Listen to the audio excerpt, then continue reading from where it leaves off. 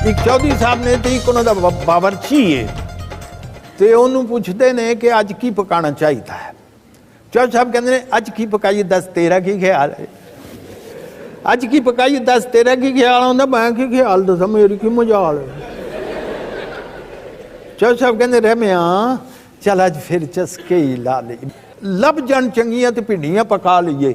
आंदा बाबा तुसा बुझियां ने दिलों दियां चोरियां मेरा भी ये दिल सी पकाइए अज तोरियां। ते लूआं वाली भिंडी होवे पोटा पोटा लम्मी होवे हरी ते कचूर होवे सोहनी होवे कूली होवे विच हुण बकरे दी पोठ दियां बोटियां ते नाल हुण छंडियां तंदूरी दियां रोटियां मक्खणे दा पेड़ा होवे लस्सी दा प्याला होवे भिंडियां दे नखरे ते गरम मसाला होवे। भिंडियां बनाना भी ते कोई कोई जानदा है रिन्नना पकाना भी ते कोई कोई जानदा है। अखीर ते चौधरी साहब कहंदे ने रहमिया फिर इंज कर तू कोई राह दे पूछे ते बतावां दा भी अपना स्वाद आंदा रब तुहाडा भला करे। केडी सोहनी गल है इहो जे ज़ैके वाला होर केड़ा फल है। काले काले लिशकते तो गोल मोल चाड़ लो चौधरी जी लाउण ते बताऊं चाओ चाड़ लो।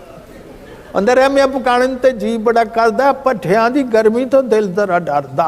अंदर सच जी चौधरी जी ढिड कानूं बालना खाण वाली चीज़ है को बैंगणा ना सालना। और भट्ठियां दे डक विच सट्टने जरूर ने कानूं पे भाईए साडे ढिड कोई तंदूर ने ते दफा करो भट्ठियां नूं पट्ठे कानूं साड़िए अबशियां नूं चौधरी जी घर कानूं वाड़िए।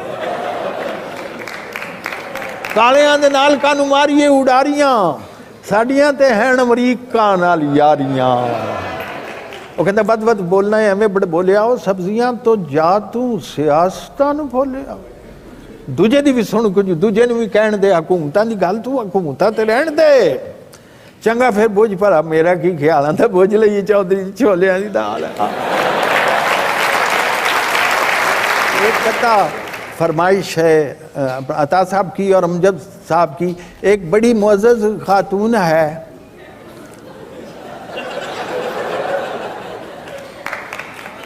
इतने मोतबर लोग मुअज़्ज़ज़ लोगों की ही बात करेंगे ना।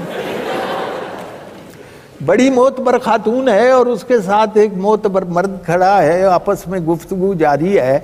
वो कहती है उसे कि लोग तो कह रहते हैं हर लम्हे टोह में ऐसी बातों की।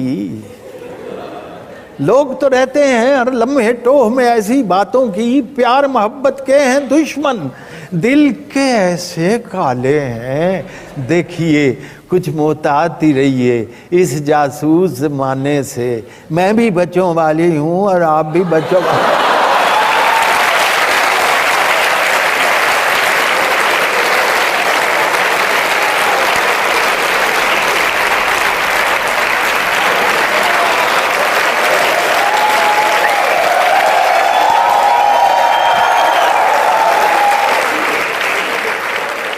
जनाब ये बनैन मुझे बड़ा फ़ख्र हासिल है।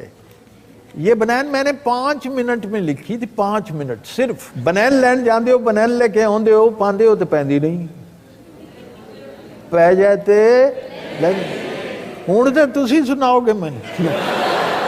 बनैन लैन जाते हो बनैन लेके आते हो पाते हो तो पैंदी नहीं पै जाए तो लैंदी नहीं लै जाए तो दूजी बारी पाण जोगी रहिंदी नहीं।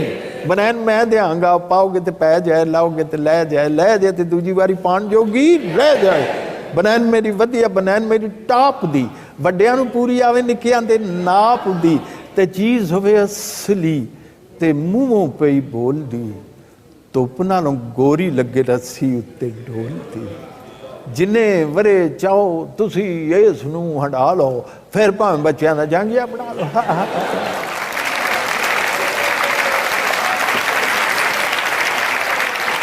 पप्पू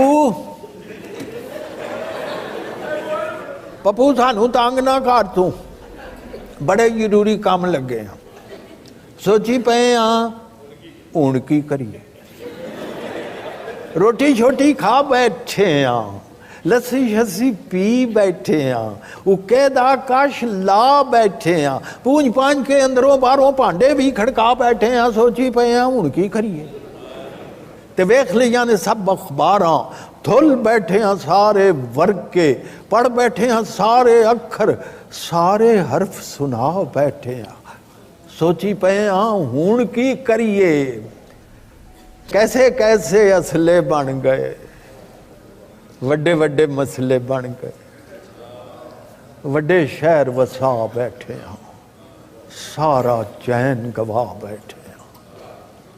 सोची पे हाँ हुण की करिए।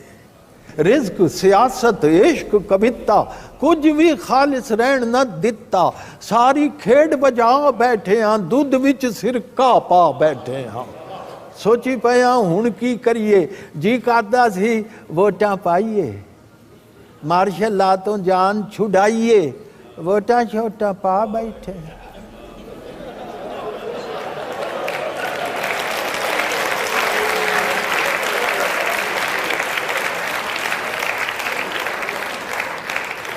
वोटां छोटा पा बैठे हाँ, ये जमहूरी रौला रप्पा किन्ने साल हंडा बैठे हाँ।